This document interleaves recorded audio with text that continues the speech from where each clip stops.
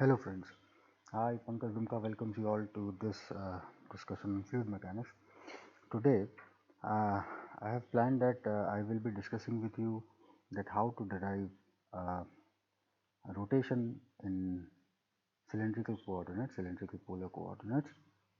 So what I'll be doing is, in this, first I will be explaining about vorticity, what is vorticity, and then I will be developing the vorticity or ultimately the rotation in z direction, and then in the next lecture or video I will be discussing you about how to develop the expression of vorticity in or rotation in other two direction, that is r and theta direction.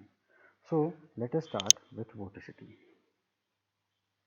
The vorticity, which is represented as ohm vector, this is a vector which is twice the rotation vector, and you all know that rotation vector is one half of the curl of velocity.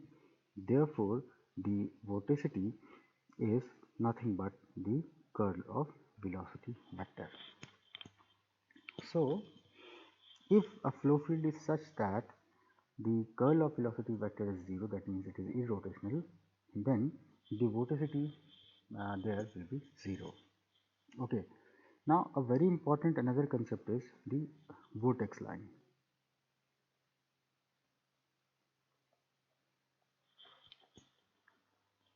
So what is a vortex line?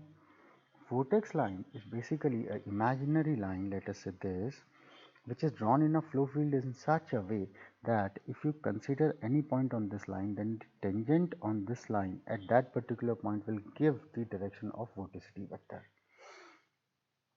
So this is the vorticity vector at that point because this is the tangent line.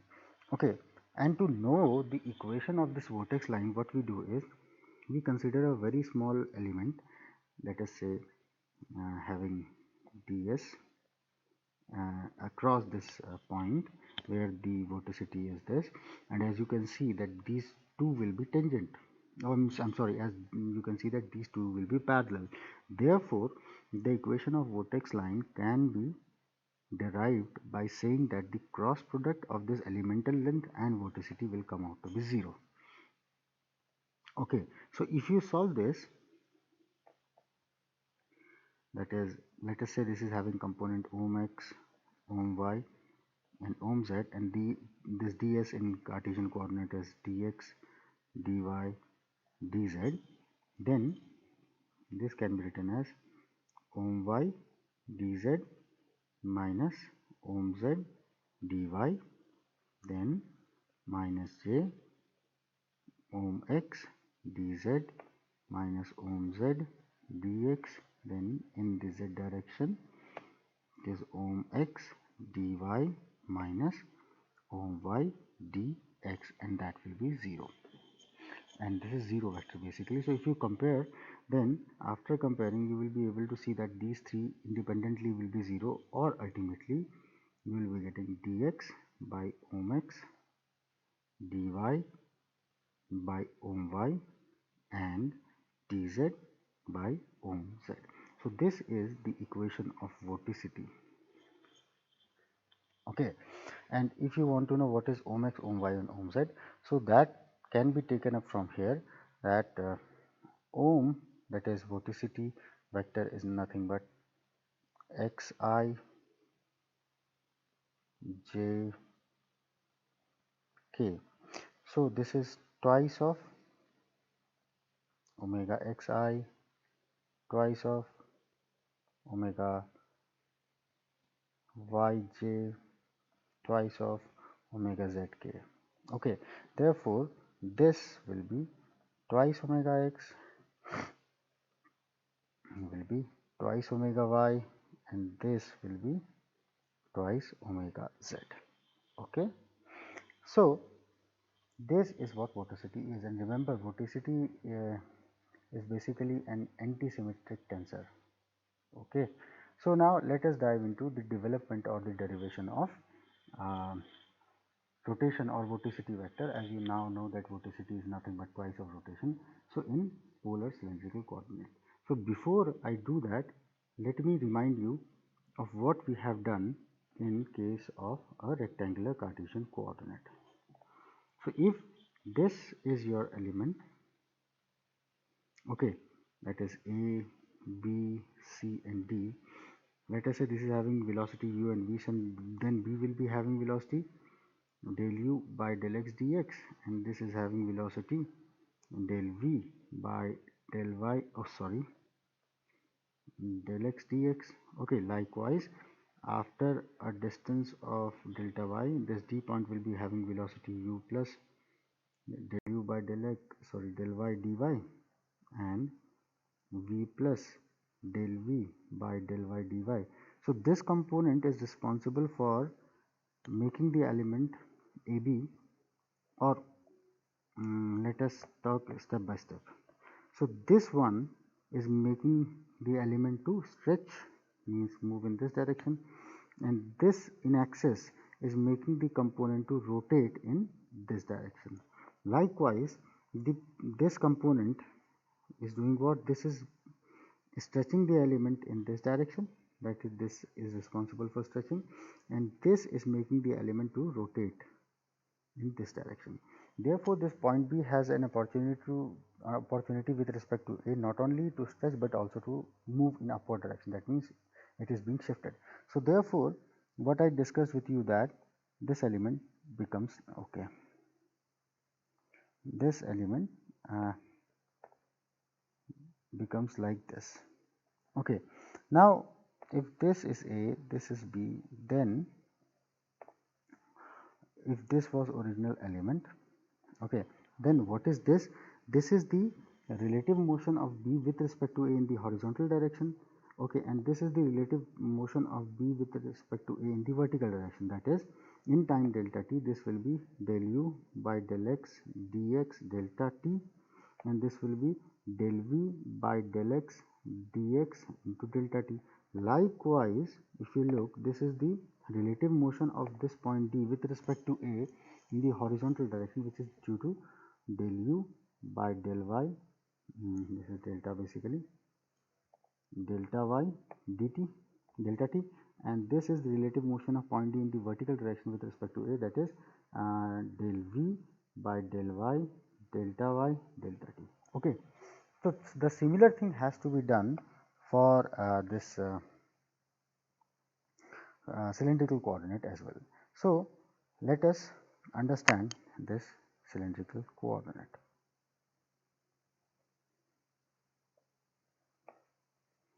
So in the xy plane, if you consider an element, let us say in the xy plane you have this element like this. Okay, now this is a cylindrical element. Okay, so let us say this is A, this is B, this is C, and this is D.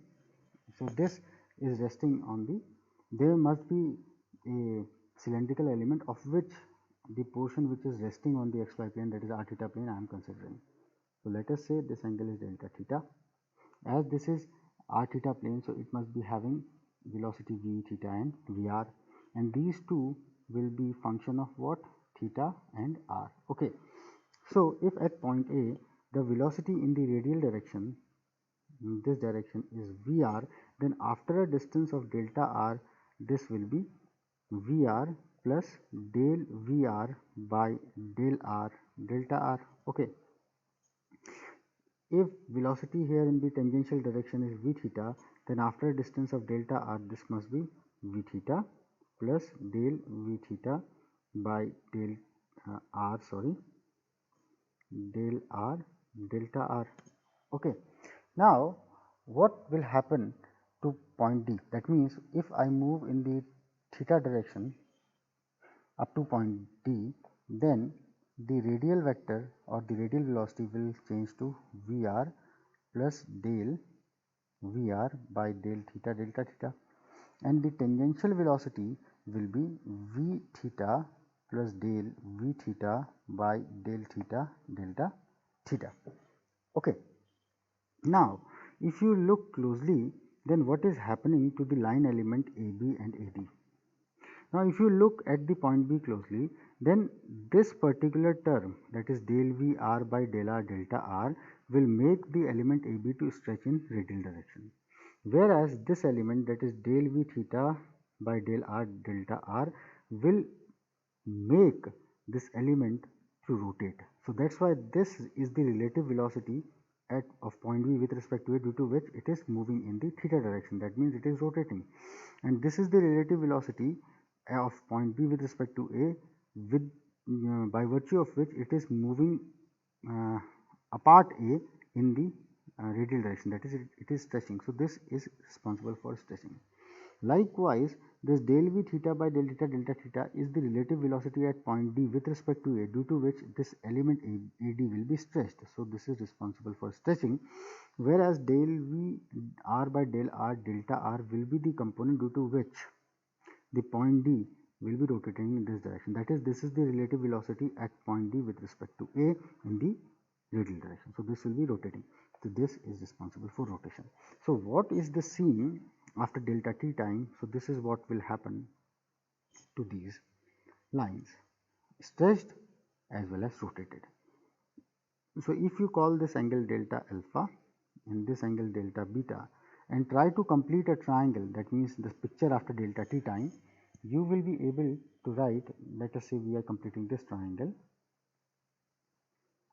Now you must be wondering what is the meaning of completing the triangle.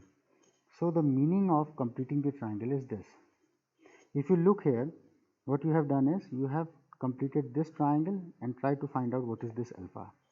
If you are still finding it difficult to understand, then please do watch my previous video where I have explained that how to find out the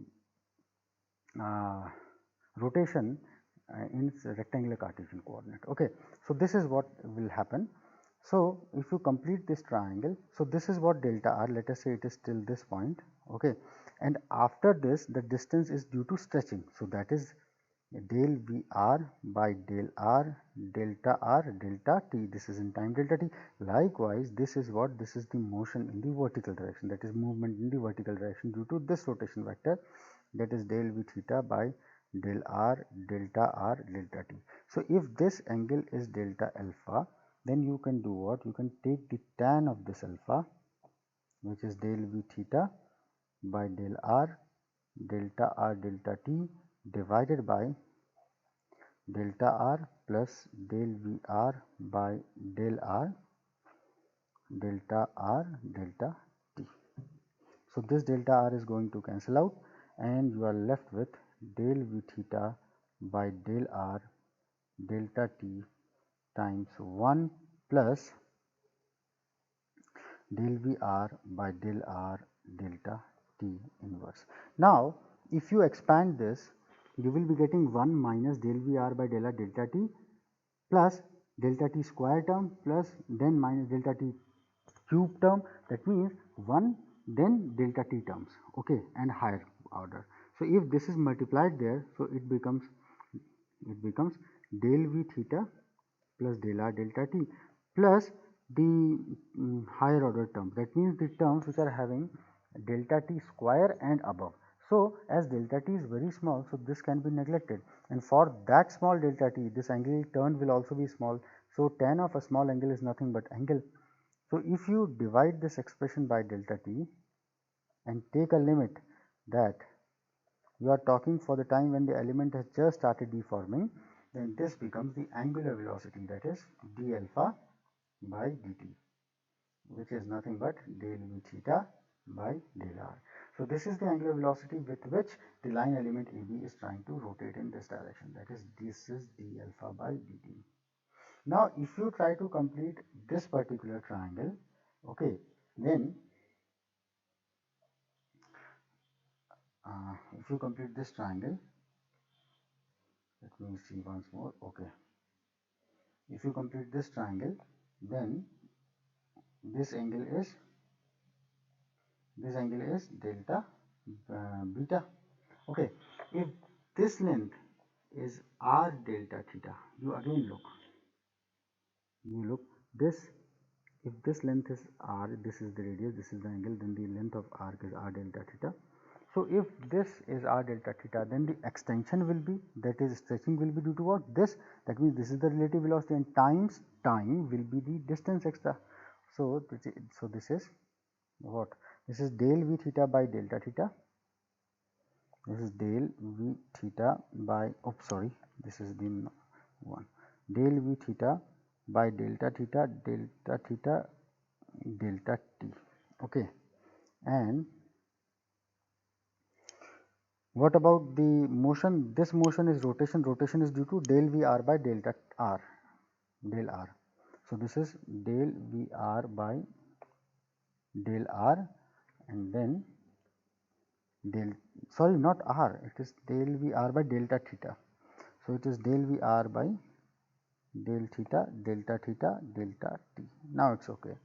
Now if you take the tan of this angle, that is tan delta beta, then you will be getting del v r by del theta delta t, this whole divided by r delta theta plus del v theta by del theta delta t. Now you take r delta theta common in the denominator and move everything on upside, that is on numerator side. So del v r by del theta delta t times 1 plus 1 by r del v theta by del theta, delta theta will get cancelled out, and this is the 1. So now again this is having term 1 plus delta t terms and higher orders, and when this is multiplied, only this will be left, rest will be neglected because they are having terms of order delta t square and above. So therefore this simply becomes 1 by r del v r by del theta delta t, and for that small angle this delta beta, tan of delta beta will simply be delta beta. So you divide it by delta t and take the limit that this delta t is tending to 0. So this becomes the angular velocity for that particular line AD, that is d beta by dt, which will be having a magnitude of 1 by r del v r by del theta. Okay, so this is what the angular velocity of this line will be, that is d beta by dt. Now if you view it from top, considering this as your focus point, if you view it from top, then this is counterclockwise rotation. Okay, and this rotation is clockwise. So our sign convention is counterclockwise rotation is positive, clockwise rotation is negative. So the net rotation of the point with respect to A will be what? With respect to A, net rotation will be d beta, sorry, this will be d alpha by dt minus d beta by dt. So this is the net rotation of this element with about point A. Okay, so this is the net rotation of A, of element, sorry, with respect to A. So what is the rotation of A with respect to, if this is O, then this will be nothing but this angular velocity, which is v theta by r. Therefore the rotation of element with respect to O will be rotation of will be equal to rotation of element with respect to A plus rotation of A with respect to O. Therefore the net rotation of this element with respect to O becomes d alpha by dt minus d beta by dt, and then rotation with respect to O, which is v theta by r. Okay, therefore this is what we call as vorticity. So omega with respect to z axis will be what? Will be equal to what? It is del v theta by del r minus 1 by r del v r by del theta plus v theta by r. So what is vorticity about z axis? This is twice of this, sorry, rotation about z axis, which is twice of vorticity. So sorry, vorticity is twice of that, so it will be half. So this is half V theta, this minus 1 by r del Vr by del theta plus V theta by r. In this way, you have derived the vorticity component or the rotation component in the z direction in cylindrical polar coordinate. So friends, in this lecture till this point only, what I will do in next lecture, I will be developing an expression for this vorticity or rotation in theta and r direction. So thank you very much in this lecture till this point only. If you liked it, then please do like, share and subscribe. Take care.